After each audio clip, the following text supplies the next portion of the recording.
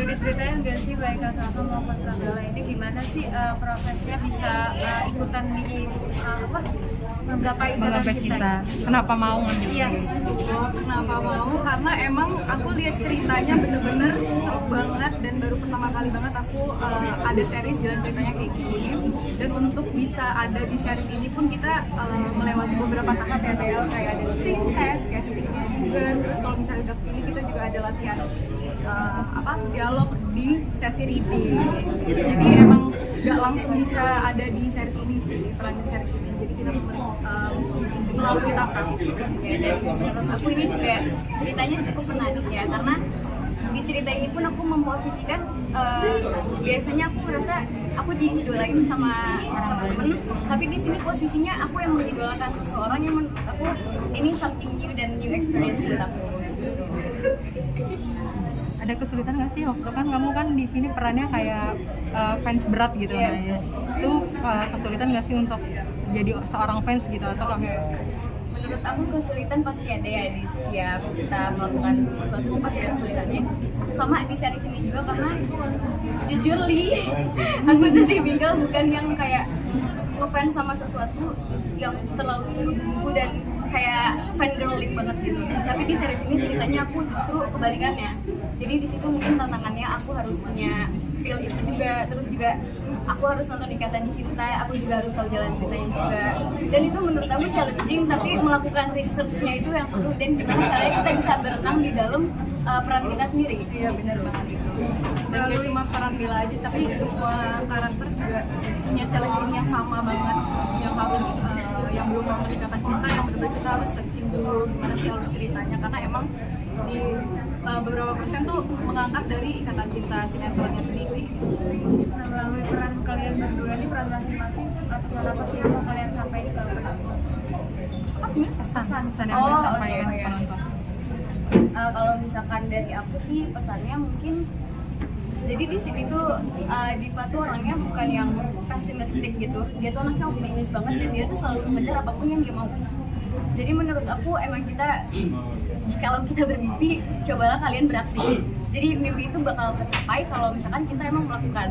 Jadi kalau misalkan kita mimpi setinggi-tingginya tapi kita tidak melakukan suatu aksi, itu bakal jadi mimpi yang terbengkalai. Jadi kita harus tetap optimis, dan di saat kita berusaha itu emang harus benar-benar berusaha. Dan kalau misalkan kita udah merasa menyerah, nah disitulah gimana caranya kita bisa usaha lagi. Makanya di sini juga kan Diva itu berteman sama banyak teman-teman ya kan, dan di situ juga teman-temannya yang ngebantu Diva buat ngegapain gitu. Iya benar banget, itu pesan kesan dari series kita Iya. sih, ya benar-benar kayak meaningful banget dari segi penonton ya, kamu dari segi penonton ya. Bila tadi mungkin ada cerita sedikit ya, yang paling adegannya waktu bertiga ya di Oh iya, barengan sama si Nenek sama Diza. Diza. Nah itu gimana cara menetralisirnya kayak gitu?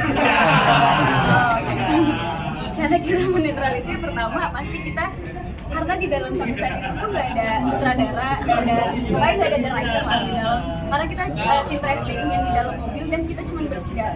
Dan salahnya kita sebelum kita kayak gitu, kita beneran bercanda. Jadi cara netralisirnya pasti kita kayak, please ayo kita serius. Oke. Sampai akhirnya kita bisa masuk ke dalam scene itu. Kadang nggak berani lihat matanya, Iya. aku lihat Bella bagian sini ya, nggak distract sama sekali. Tapi itu mungkin itu yang bikin kita fun ya di lokasi, karena nggak cuma monoton, kita harus serius tapi tetap ada bercandanya juga. Ini yang bikin kita bondingnya juga cukup bagus.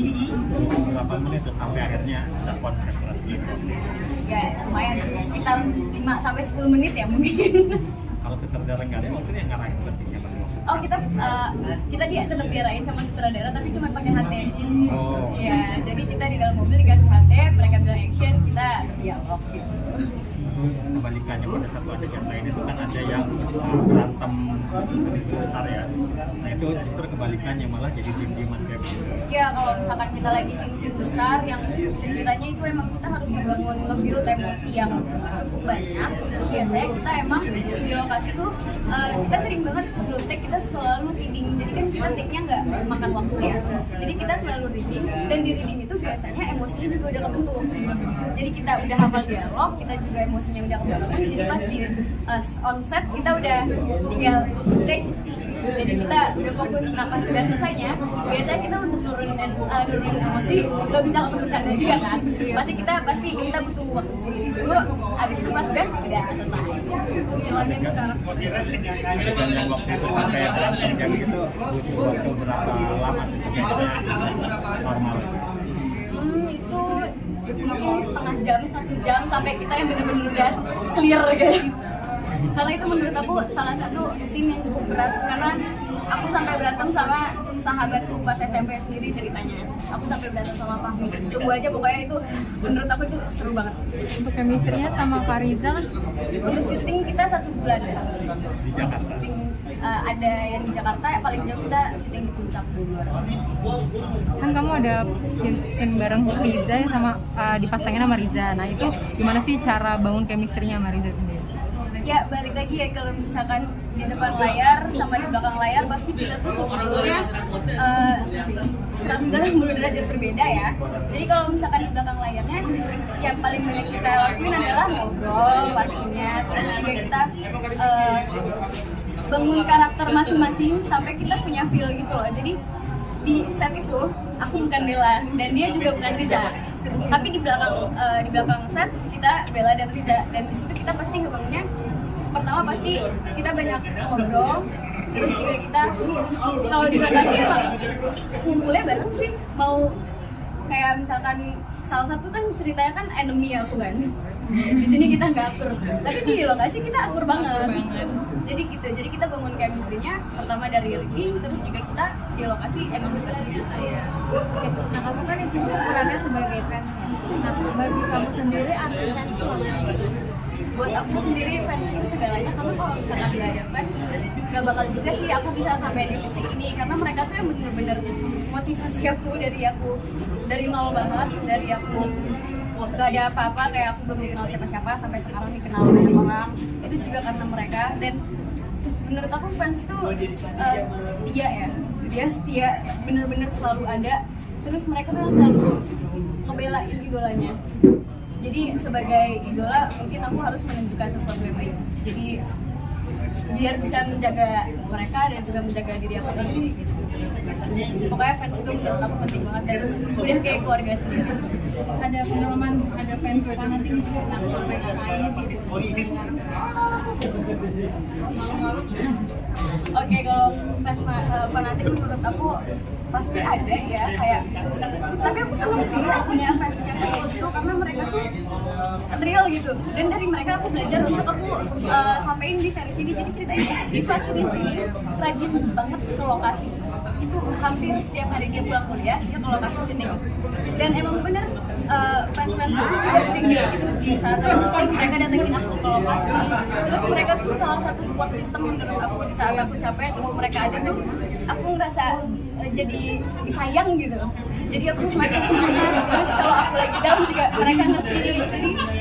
Jadi seorang fans tuh harus pengertian, dan kita seorang idola juga harus memberikan pengertian yang lebih juga gitu. Ya benar, fans itu kadang dia benar-benar support system yang kuat banget untuk kita. Kalau misalnya nih kita lagi capek atau apa, malahan mereka tuh bisa jadi titik dimana build kita semangat lagi, buat kayak semangat, ayo bikin apa syuting dengan bagus atau apa, karena hasil kita syuting pun sebenarnya bukan buat kita, kan buat mereka sendiri ya. Dan di series ini juga cukup menggambarkan ya, kayak kehidupan fans tuh kayak gimana sih, kayak contohnya Diva pasang poster di kamarnya, terus juga ke lokasi bawa kado, dan real kayak aku merasakan itu. Dan pas aku di posisi itu aku jadi ngerasa, oh ini ya rasanya jadi fans tuh, kita di depan gerbang nungguin idola kita panas-panasan tuh, emang bener ada nyatanya kayak gitu.